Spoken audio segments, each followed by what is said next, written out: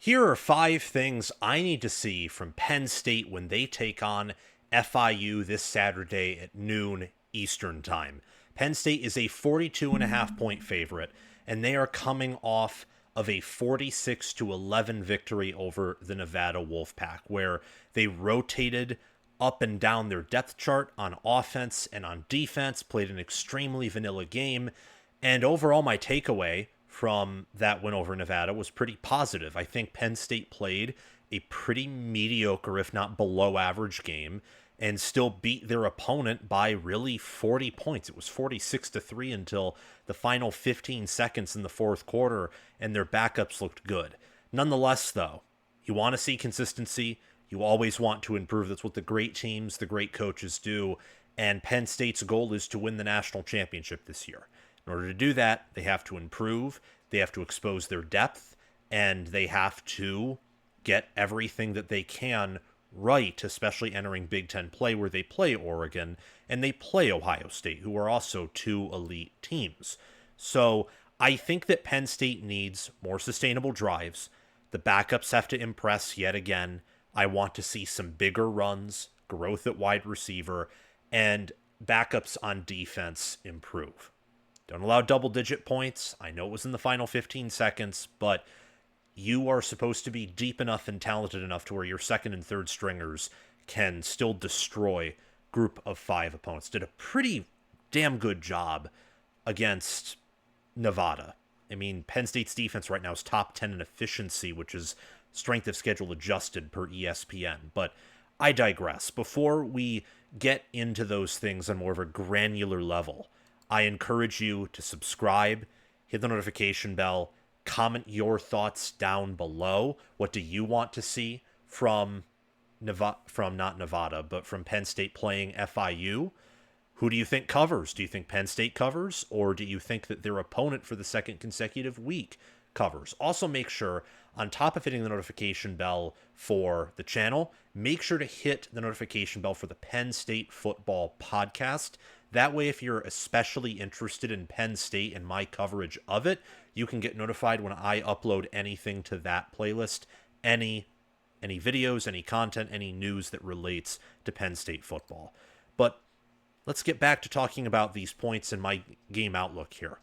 So more sustainable drives. What do I mean by that? Well, what I mean by that is on a lot of Penn State scoring drives, the Nittany Lions had short fields from either a long kick return or forcing a few turnovers here and there, and they kicked a lot of field goals.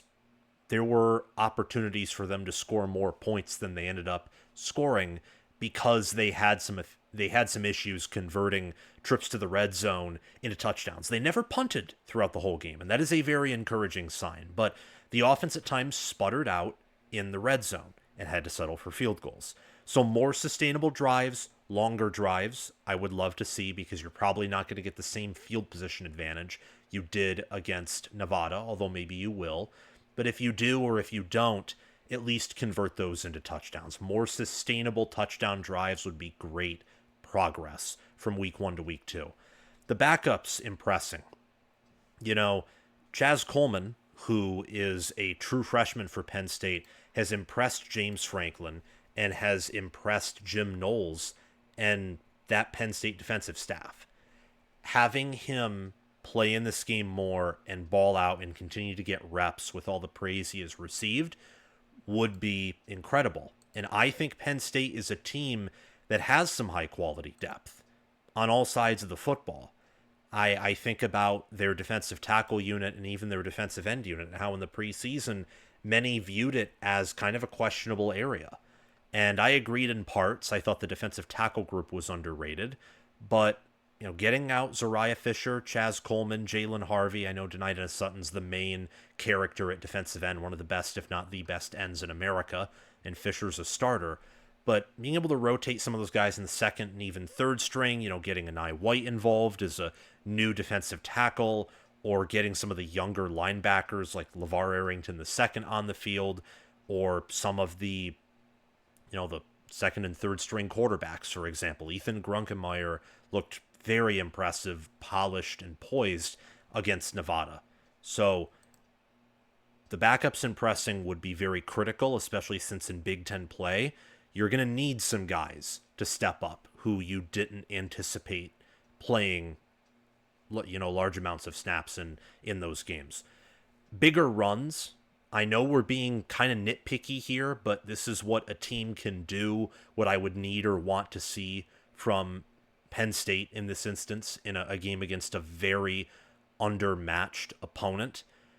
Penn State ran the ball well. In fact, they ran at an elite level in power rushing situations. Whenever they needed to pick up 2 or 3 yards, done.